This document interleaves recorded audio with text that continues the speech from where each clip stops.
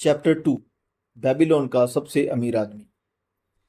प्राचीन बेबीलोन में एक बहुत अमीर आदमी रहता था जिसका नाम था अरकत। वह अपनी संपत्ति के लिए चारों ओर मशहूर था। साथ ही वह अपनी उदारता के लिए भी मशहूर था। वह संस्थाओं को जमकर दान करता था। वह अपने परिवार के प्रति उदार था। वह अपने खर्चों में दिलदार था। हर साल अपनी संपत्ति खर्च करने से भी ज्यादा रफ्तार से बढ़ती जाती थी। और उसके पुराने दिनों के कुछ दोस्त उसके पास आए और उन्होंने कहा, अरकत, तुम हमसे ज्यादा खुश नसीब हो। तुम बेबीलोन के सबसे अमीर इंसान हो गए हो, जबकि हम अपने वजूद के लिए संघर्ष कर रहे हैं। तुम सबसे अच्छे कपड़े पहन सकते हो और सबसे दुर्लभ भोजन कर सकते हो, जबकि हम अगर अपने परिवार को साधारण कपड़े पहना सकें और जो भी उपलब्ध है वहीं खिला सकें तो हमें संतुष्ट रहना पड़ता है। लेकिन एक समय हम बराबर थे। हमने एक ही शिक्षक से पढ़ाई की। हम एक ही खेल खेलते थे। तुम हमसे पढ़ाई और खेल में बेहतर नहीं थे, और तब के सालों से तुम हमसे सम्मानजनक नागरिक नहीं रहे हो। ऐसा भी नहीं है कि तुमने हमसे ज्यादा मेहनत की। जहां तक हम जानते हैं, तब ऐसा क्यों है कि सौभाग्य ने तुम्हें सारी चीजें दे डाली और हमें अनदेखा कर दिया, जबकि हम सभी बराबर अधिकारी हैं। तब अरकद ने उन्हें डांटा और कहा, अगर युवावस्था से अब तक के सालों में तुम दाल रोटी के अलावा कुछ और नहीं कमा सके तो इसका कारण यह है कि तुमने उन नियमों को नहीं सीखा और जाना जिनसे संपत्ति बनती है। सौभाग्य एक ऐसी देवी है जो किसी का स्थायी भला नहीं करती। इसके विपरीत वह उस हरेक इंसान को बर्बाद कर देती है जिस पर बिना मेहनत के स्वर्ण की बारिश होती है। वह अनियंत्रित लोगों को खर्चीला बना देती है जो पाई गई संपत्ति को लुटा देते हैं, और उनमें ऐसी इच्छाएं पैदा हो जाती हैं जो वह पूरा नहीं कर पाते। लेकिन बाकियों पर वह कृपा दिखाती हैं तो वे कंजूस बन जाते हैं और संपत्ति को जमा करने लगते हैं और खर्च करने से डरते हैं, क्योंकि उन्हें नहीं लगता कि वह दोबारा कमा पाएंगे। वे डाकुओं के डर से घबराए रहते हैं और अपने आप को खालीपन और दुख में धकेल देते हैं। कुछ ऐसे भी हैं जो बिना कमाए स्वर्ण को ले लेते हैं, इसमें संपत्ति जोड़ते हैं और खुश एवं संतुष्ट नागरिक के रूप में जीवन गुजार देते हैं। लेकिन ऐसे बहुत कम हैं। मैंने इनके बारे में सिर्फ सुना है। उन लोगों के बारे में सोचो जिन्हें अचानक बहुत संपत्ति मिली, और देखो कि मेरी बात सही है या नहीं।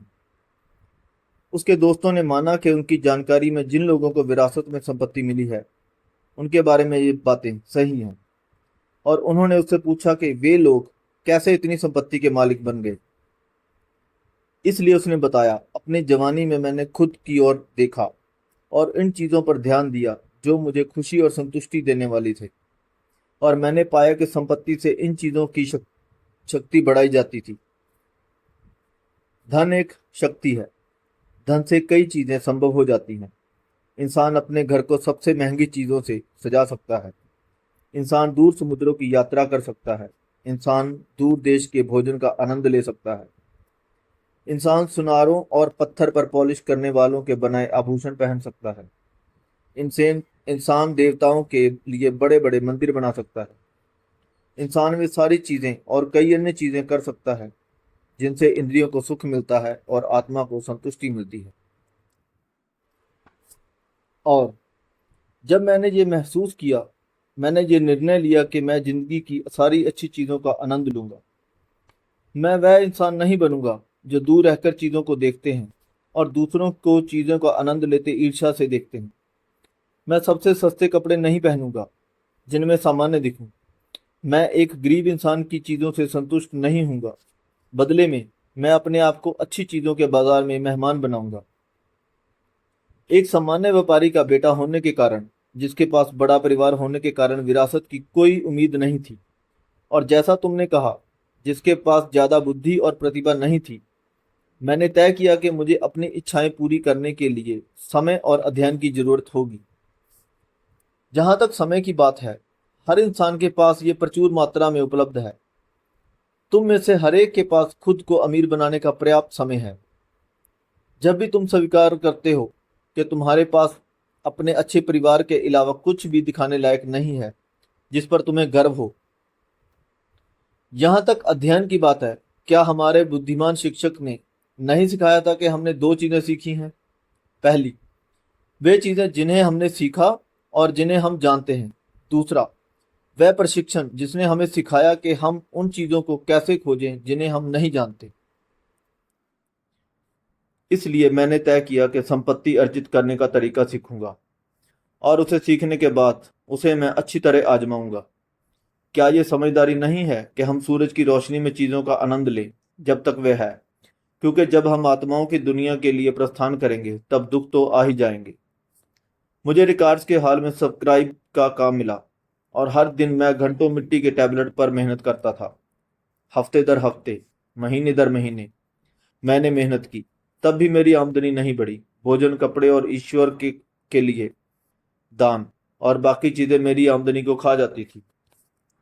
लेकिन मेरे संकल्प में ने मेरा साथ नहीं छोड़ा और एक दिन अलगिश, जो पैसे उधार देता था, शहर के मालिक के घर आया और उसने 9वें नियम की कॉपी ऑर्डर की और उसने मुझसे कहा, मुझे ये 2 दिनों में चाहिए और अगर ये काम समय पर हो गया तो मैं तुम्हें तांबे के 2 सिक्के दूंगा।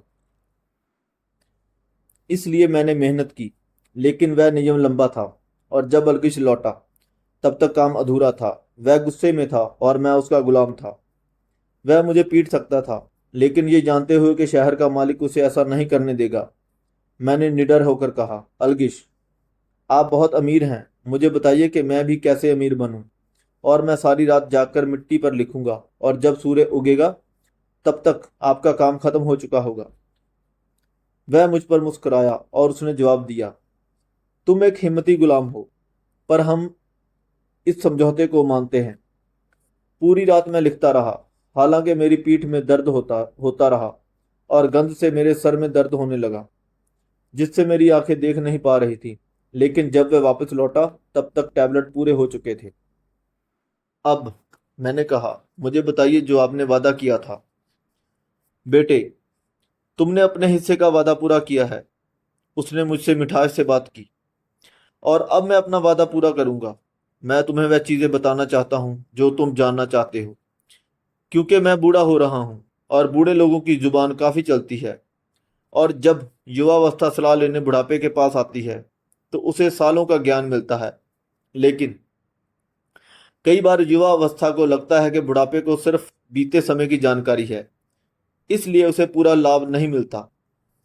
युवावस्था के विचार, उसने कहा, उस धूमकेतु की तरह चमकीले होते हैं जो आकाश को चमका डालते हैं, लेकिन बुढ़ापे का ज्ञान उन तारों की चमक की तरह होता है जो कभी नहीं बदलती और जिससे जहाजी दिशाओं का पता करते हैं। मेरे शब्दों को याद रखो, क्योंकि अगर तुमने ऐसा नहीं किया तो तुम उस सच को नहीं पकड़ पाओगे जो मैं बताना चाहता हूं, और तुम्हें लगेगा कि तुम्हारी रात की मेहनत बर्बाद गई।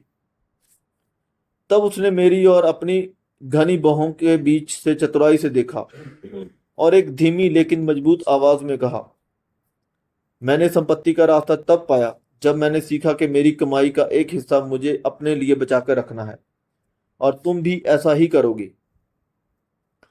तब वह मुझे भेदने वाली नजरों से देख रहा था, पर उसने कुछ नहीं कहा। बस इतना ही? मैंने पूछा। ये एक भेड़ चराने वाले को सूदखोर में बदलने के लिए काफी था, उसने जवाब दिया।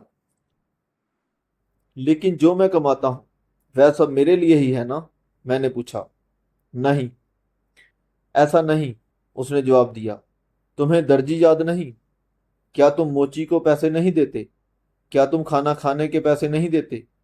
क्या तुम बेबीलोन में बिना पैसे खर्च किए रह सकते हो? पिछले महीने की कमाई के बारे में तुम्हारे पास बताने के लिए क्या है? और पिछले साल की कमाई के बारे में? मूर्ख, तुम सबको पैसे देते हो, खुद को नहीं। बेवकूफ, तुम दूसरों के लिए मेहनत करते हो। इससे अच्छा है कि तुम गुलाम बन जाओ और उस मालिक के लिए काम करो जो खाने और पहनने के लिए देता है। अगर तुम अपनी कमाई का 10वां हिस्सा बचाकर रखते हो तो साल भर में तुम्हारे पास कितना ज्यादा जमा हो जाएगा? मेरे गणित के ज्ञान ने मुझे छोड़ा नहीं था और मैंने जवाब दिया, जितना मैं साल भर में कमाता हूं। तुम आधा सच कहते हो, उसने जवाब दिया। स्वर्ण का जो हिस्सा तुम बचाते हो उसे तुम्हारे लिए काम करना है। इससे जो तांबे का सिक्का कमाते हो वह ऐसा बच्चा है जो तुम्हारे लिए काम करेगा। अगर तुम्हें अमीर बनना है तो तुम्हें कमाई का एक हिस्सा बचाना होगा और इसके बच्चों को कमाना होगा, और इससे तुम्हें वह संपत्ति मिलेगी जो तुम चाहते हो। तुम्हें लगता है कि मैं तुम्हारी सारी रात की मेहनत के बदले में धोखा दे रहा हूं, उसने कहा, लेकिन मैं तुम्हें 1000 गुना ज्यादा कीमत दे रहा हूं, अगर तुम मेरी बात की सच्चाई को समझ सको। अपनी कमाई का एक हिस्सा तुम्हें अपने पास रखना है। तुम कितना भी कम कमाओ, पर यह हिस्सा 10वें हिस्से से कम नहीं होना चाहिए। अगर हो सके तो हिस्सा ज्यादा रखो। पहले अपने आप का भुगतान करो। दर्जी से या मोची से उतना ही खरीदो कि भोजन और ईश्वर के लिए दान देने के लिए तुम्हारे पास बचा रहे। धन पेड़ की तरह है, एक छोटे बीज से उगता है। पहला तांबे का सिक्का जो तुम बचाओगे उससे ही संपत्ति का पेड़ निकलेगा। जितनी जल्दी बीज बोओगे उतनी ही जल्दी पेड़ निकलेगा, और इस पेड़ को बचत से ज्यादा खाद और पानी दोगे उतनी ही जल्दी तुम्हें इसकी छाया मिलने लगेगी। ऐसा कहकर वह टैबलेट को लेकर चला गया। उसने जो भी कहा था उसके बारे में मैं सोचता रहा, और उसकी बात मुझे सही लगी। इसलिए मैंने तय किया कि मैं इसे आजमाऊंगा। जब भी मुझे पैसे मिले मैंने हर 10 तांबे में से एक सोने को सिक्के को लिया और छुपा लिया। भले ही सुनने में अजीब लगे, पर मेरे पास पैसों की कमी नहीं रही। मैंने देखा कि मुझे उसके बिना ज़्यादा दिक्कत नहीं हुई, लेकिन जैसे मेरी जमा पूंजी बढ़ती गई मुझे इच्छा होती थी कि इससे व्यापारियों द्वारा दिखाई गई अच्छी चीज़ें खरीदूं, जो वे ऊँटों और जहाज़ों से, फोनीशियन के जहाज़ों से लाते थे। लेकिन मैंने खुद पर काबू रखा। जाने के 12 महीने बाद अलगिश वापस आया और उसने कहा, बेटे, क्या तुमने पिछले साल अपने आप को कमाई का 10वां हिस्सा भुगतान किया है? मैंने गर्व से कहा, हाँ महोदय, मैंने किया। ये अच्छी बात है, उसने चमकते चेहरे से मुझको जवाब दिया। और तुमने इनके साथ क्या किया? मैंने इसे ईंट बनाने वाले अजमूर को दे दिया, जिसने कहा था कि वह दूर समुद्र की यात्रा कर रहा है और बदले में वह मेरे लिए फोनीशियन के दुर्लभ आभूषण खरीदेगा। जब वह वापस आएगा हम उसे महंगे दामों में बेचकर आपस में आधा आधा बांट लेंगे। हर मूर्ख को सीखना चाहिए, वह चिल्लाया। लेकिन एक ईंट बनाने वाले पर आभूषण के बारे में क्यों विश्वास किया जाए? क्या तुम रोटी बनाने वाले के पास जाकर सितारों के बारे में पूछोगे? नहीं। मेरे हिसाब से अगर तुम्हारे पास बुद्धि है तो तुम ज्योतिष के पास जाओगे। बेटे, तुम्हारी बचत बर्बाद गई। तुमने अपने धन का पेड़ जड़ से ही उखाड़ लिया है। अब दूसरा पेड़ बो, और इस बार तुम्हें आभूषणों के बारे में जानना हो तो आभूषण बनाने वाले के पास जाना। अगर तुम्हें भेड़ों के बारे में जानना हो तो गडेरिये के पास जाओगे। सलाह एक ऐसी चीज है जो आसानी से दी जाती है, लेकिन तुम्हें वही रखना है जो रखने लायक है। जो अपनी बचत के बारे में उनसे सलाह लेता है जिन्होंने कोई अनुभव नहीं है, वे गलत सलाहों के कारण अपनी बचत का पैसा खो देते हैं। यह कहकर वह चला गया। और ऐसा उसने कहा, फोनीशियन लोग धोखेबाज हैं, और उन्होंने अजमूर को शीशे के टुकड़े बेच डाले जो रत्नों की तरह दिखते थे।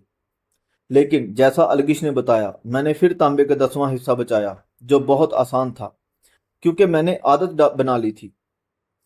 फिर 12 साल बाद अलगिश स्क्राइब के कमरे में आया और उसने मुझसे कहा, अंतिम मुला के बाद तुमने क्या बदलाव किए? मैंने खुद को वफादारी से भुगतान किया, मैंने जवाब दिया, और मैंने अपनी बचत शील्ड बनाने वाले अगर को दे दी ताकि वह तांबे खरीद सके, और हर महीने वह मुझे किराया देता है। ये अच्छी बात है। और तुमने किराए का क्या किया? मैंने उसे शहद, शराब और मसालेदार केक का भोज किया। मैंने अपने लिए स्कारलेट ट्यूनिक भी खरीदा, और एक दिन एक जवान गधा भी खरीदूंगा जिस पर मैं चढ़ सकूं। इस पर अलगिश हंस पड़ा। तुम अपनी बचत के बच्चों को खा जाते हो, तब वह तुम्हारे लिए कैसे काम करेंगे? और तब उनके बच्चे कैसे होंगे जो तुम्हारे लिए काम करेंगे? पहले अपने लिए सुनहरे गुलामों की सेना बनाओ, और उसके बाद बिना किसी अफसोस के अच्छा बोझ खाओ। ये कहकर वह चला गया। उसके बाद मैंने उसे 2 साल के लिए नहीं देखा। एक बार जब वह फिर लौटा तब उसके चेहरे पर भारी रेखाएं थी और उसकी आंखें बोझिल थी, क्योंकि वह बहुत बूढ़ा हो रहा था। और उसने मुझसे कहा, अरकद, क्या तुमने वह संपत्ति बना ली जिसका तुमने यह सपना देखा था? और मैंने जवाब दिया, जितनी इच्छा थी उतना तो नहीं बना पाया, लेकिन मैंने कुछ बनाया है जो मेरे लिए पैसे कमाता है, और इसकी कमाई से और भी कमाई होती है। और क्या तुम अब भी ईंट बनाने वालों से सलाह लेते हो? ईंट बनाने के बारे में वे अच्छी सलाह देते हैं, मैंने जवाब दिया। अरकद, वह बोलता गया, तुमने अपने पाठ अच्छी तरह से सीखे हैं। तुमने अपनी आमदनी से कम खर्च पर रहना सीखा। फिर तुमने उनसे सलाह लेना सीखा जो अपने अनुभव के कारण सक्षम हैं। और अंत में तुमने सीखा कि अपने स्वर्ण से खुद के लिए कैसे काम कराया जा सकता है। तुमने खुद को सिखाया कि कैसे पैसे कमाए जाएं, कैसे रखे जाएं और कैसे उनका इस्तेमाल किया जाए। इसलिए तुम एक जिम्मेदार पद के लिए तैयार हो। मैं एक बूढ़ा इंसान होता जा रहा हूं। मेरे बेटे सिर्फ खर्च करने के बारे में सोचते हैं, कभी कमाने का नहीं सोचते। मेरे कई जगहों पर निवेश हैं और मेरे लिए सबकी देखभाल करना संभव नहीं।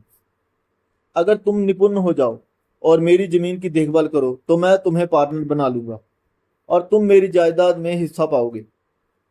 इसलिए मैं निपुण हो गया और उसकी जमीन की जिम्मेदारी संभाल ली, जो काफी बड़ी थी।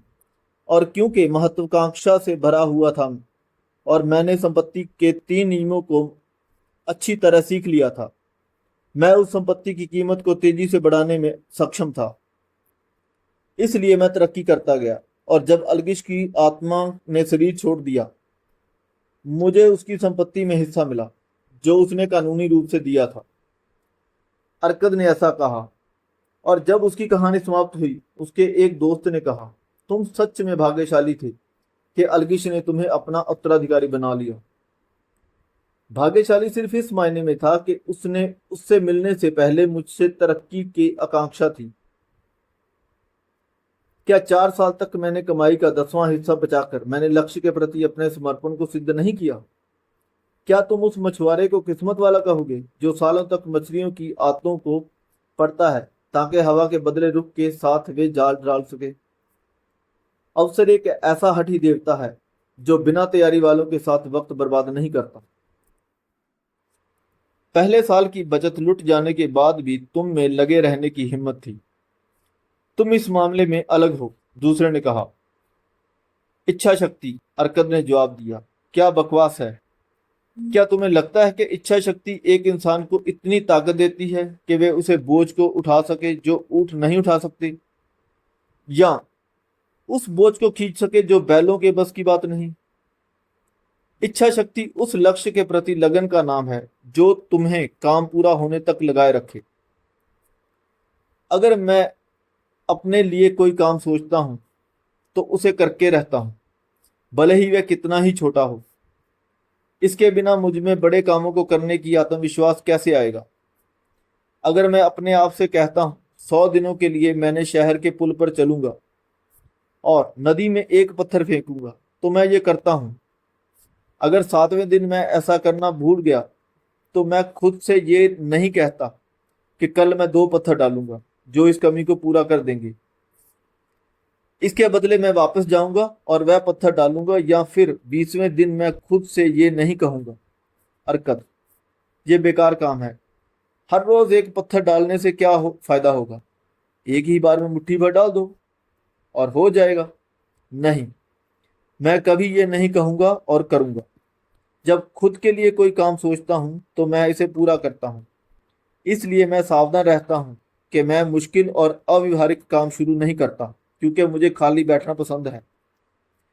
और और तब दूसरे दोस्त ने कहा, अगर जो आप कहते हैं वह सही है और ऐसा लगता है कि आप सही कह रहे हैं, तो इस चीज को अगर हर इंसान करे तो कभी संपत्ति की कमी नहीं होगी।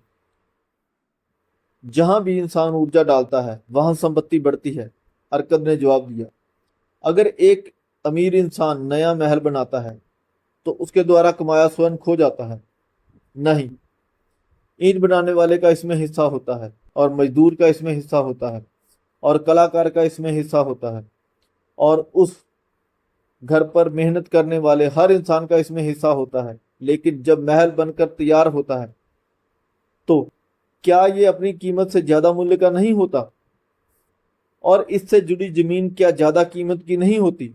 संपत्ति जादुई तरीके से बढ़ती है, कोई इंसान इसकी सीमा नहीं आंक सकता। क्या फोनीशियन लोगों ने बंजर धरती पर पैसे से महान शहर नहीं बनाए जो समुद्र पर होने वाले व्यापार से आते हैं? तब आप हमें क्या सलाह देते हैं जिससे हम भी अमीर बन जाएं? उसके एक दोस्त ने कहा, साल गुजर गए और हम उतने युवा नहीं रहे और हमारे पास कुछ भी नहीं बचा। मैं सलाह देता हूं कि तुम अलगिश की सलाह मानो और खुद से कहो, मेरी आमदनी का एक हिस्सा मेरे लिए है। सुबह उठने से सुबह उठने पर सबसे पहले खुद से ये कहो, इसे दोपहर में कहो, इसे रात में कहो, इसे रोज हर घंटे कहो। इसे खुद से इतनी बार कहो कि ये शब्द आकाश में आग से बने अक्षरों की तरह। उन्होंने महसूस किया कि वे हर बार सब्सक्राइब के कमरे में वापस आए, क्योंकि उसने एक इंसान को अंधेरे से रोशनी की ओर जाने के लिए श्रम करते हुए देखा। रोशनी मिलने के बाद उस इंसान के लिए एक स्थान प्रतीक्षा कर रहा था।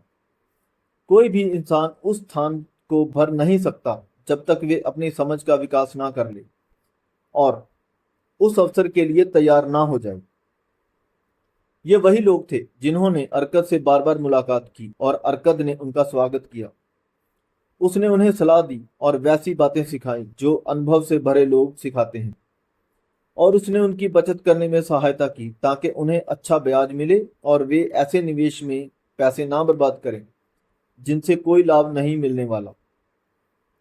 इन लोगों की जिंदगी में बदलाव का मोड़ तब आया जब उन्होंने उस सत्य को सीखा जो अल्गमिश से अरकद और अरकद से उन तक आया। End of chapter 2। और इस चैप्टर में जो हमें सिखाया गया है वो ये है कि अपनी आमदनी का एक हिस्सा अपने पास सुरक्षित रख। अपने आप में ये आइडिया अच्छी तरह डाल लो, अपने आप को इस विचार से भर दो, फिर जो भी हिस्सा सही लगे वह ले लो। यह हिस्सा 10% से कम नहीं होना चाहिए। अपने अन्य खर्चों को इस तरह से करो कि यह संभव हो सके, लेकिन पहले वह हिस्सा निकाल लो। जल्दी ही तुम ये महसूस करोगे कि उस खजाने का मालिक होने से कितना फर्क पड़ता है जो सिर्फ तुम्हारा है। जैसे जैसे ये बढ़ेगा ये तुम्हें आनंदित करेगा, जीवन का नया जोश तुम्हें भर जाएगा। ज्यादा कमाने के और भी रास्ते खुलेंगे, क्योंकि ज्यादा आमदनी होने पर भी तुम उतना प्रतिशत अपने लिए बचाओगे ना। तब अपने खजाने से अपने लिए काम कराना सीखो, इसे अपना गुलाम बना लो। इसके बच्चों और इसके बच्चों के बच्चों से अपने लिए काम कराओ। अपने भविष्य के लिए एक आमदनी सुरक्षित कर लो। बूढ़े लोगों को देखो और ये मत भूल जाओ कि एक दिन तुम भी इनमें शामिल हो जाओगे। इसलिए अपने खजाने को इस तरह से निवेश करो कि वह खो ना जाए। निवेश पर बहुत ज्यादा वापसी की दरों से सावधान रहो, क्योंकि ये वे धोखेबाज घंटियां हैं जो लापरवाह इंसान को बर्बाद कर डालती हैं। अपने परिवार के लिए भी इंतजाम कर लो ताकि भगवान के पास तुम्हारे जाने के बाद भी उनकी जरूरतें पूरी हो सकें। ऐसी सुरक्षा के लिए यह हमेशा संभव है कि थोड़े अंतराल पर उन्हें भुगतान होता रहे। इसलिए सावधान इंसान ऐसी जरूरत के लिए किसी बड़ी रकम के इंतजार में नहीं रहता। समझदार लोगों से सलाह लो, उन लोगों की सलाह लो जिनका काम पैसे संभालना है। वे तुम्हें वैसी गलती करने से बचाएंगे जो गलती मैंने ईंट बनाने वाले अजमूर को पैसे देकर की थी। खतरे से ज्यादा अच्छा है कि थोड़ा और सुरक्षित रिटर्न मिले। जब तक जिंदगी है उसका आनंद लो। खुद पर ज्यादा बचत के लिए दबाव मत डालो। अगर सिर्फ 10वां हिस्सा बचा सकते हो तो उतना ही बचाओ, अन्यथा अपनी आमदनी के हिसाब से रहो और कंजूस बनकर खर्च करने से मत डरो। जिंदगी अच्छी और समृद्ध होती है उन चीजों से जिनका तुम आनंद उठाते हो। उसके दोस्तों ने धन्यवाद दिया और वे चले गए। कुछ शांत थे क्योंकि उनके पास कल्पना शक्ति नहीं थी और वे समझ नहीं सकते थे। कुछ व्यंग कर रहे थे क्योंकि उन्हें लगा था कि इतना अमीर इंसान कुछ संपत्ति अपने पुराने और कम भाग्यशाली दोस्तों को देगा, लेकिन कुछ की आंखों में नई रोशनी थी। उन्होंने महसूस किया कि वे हर बार सब्सक्राइब के कमरे में वापस आए, क्योंकि उसने एक इंसान को अंधेरे से रोशनी की ओर जाने के लिए श्रम करते हुए देखा। रोशनी मिलने के बाद उस इंसान के लिए एक स्थान प्रतीक्षा कर रहा था। कोई भी इंसान उस स्थान को भर नहीं सकता जब तक वे अपनी समझ का विकास ना कर ले और उस अवसर के लिए तैयार ना हो जाए। ये वही लोग थे जिन्होंने अरकद से बार बार मुलाकात की और अरकद ने उनका स्वागत किया। उसने उन्हें सलाह दी और वैसी बातें सिखाई जो अनुभव से भरे लोग सिखाते हैं, और उसने उनकी बचत करने में सहायता की ताकि उन्हें अच्छा ब्याज मिले और वे ऐसे निवेश में पैसे ना बर्बाद करें जिनसे कोई लाभ नहीं मिलने वाला। इन लोगों की जिंदगी में बदलाव का मोड़ तब आया जब उन्होंने उस सत्य को सीखा जो अल्गमिश से अरकद और अरकद से उन तक आया। End of chapter 2। और इस चैप्टर में जो हमें सिखाया गया है वो ये है कि अपनी आमदनी का एक हिस्सा अपने पास सुरक्षित रखो। धन्यवाद।